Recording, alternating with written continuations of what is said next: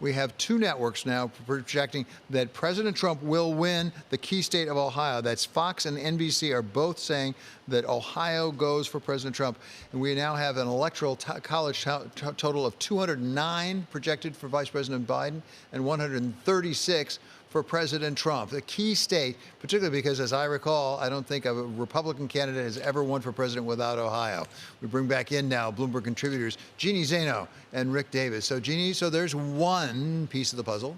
There is one, and there were early thoughts that potentially we saw Joe Biden go to Ohio in the last few days of the campaign, that polls looked pretty close there, and he had a shot. And certainly he did, but it looks now like President Trump is going to hold Ohio.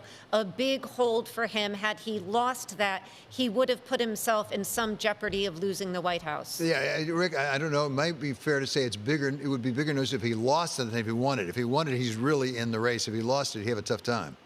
Yeah, this is one state that he had to keep in his column. He had it in 16.